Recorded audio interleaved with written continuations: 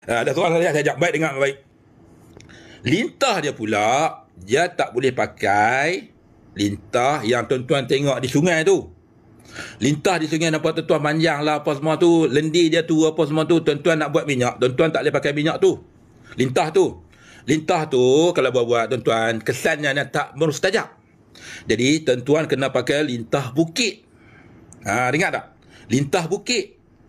Lintah bukit ni tuan-tuan, dia hanya akan tuan-tuan nampak bila hujan turun di bukit, tuan-tuan akan nampak dia. Tuan-tuan kena pegang cepat-cepat, bubuh dalam plastik. Ikat elok-elok. Jangan bagi ada lubang. Kalau ada lubang tuan-tuan, walaupun sebesar jauh dia akan keluar. Atau lintah gunung lah, lintah gunung, lintah bukit tak kisahlah. Kan?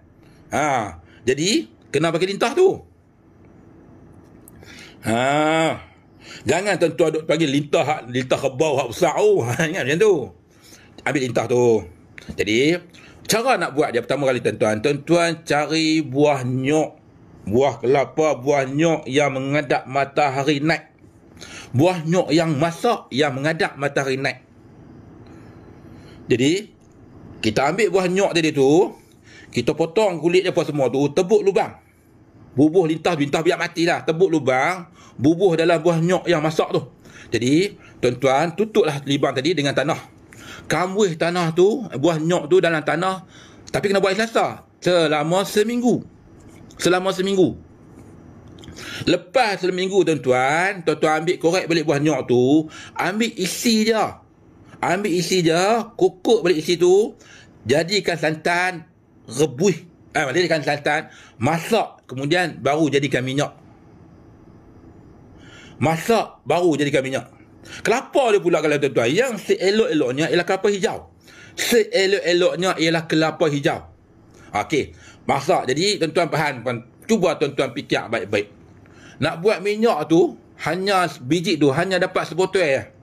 Jadi, kalau kita nak beli minyak botol-botol tu, minyak tu kita letih lah, rasa macam kita macam tak logik akal lah.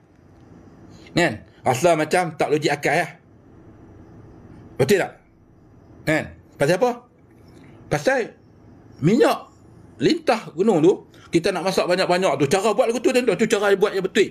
Cara nak buat minyak tu. Dia tak logik akal lah. Jadi kalau tuan-tuan tu, kalau orang buat, kalau jual harga mahal pun tuan-tuan kena belilah, sebab memang payah. Kan? Sebab memang payah.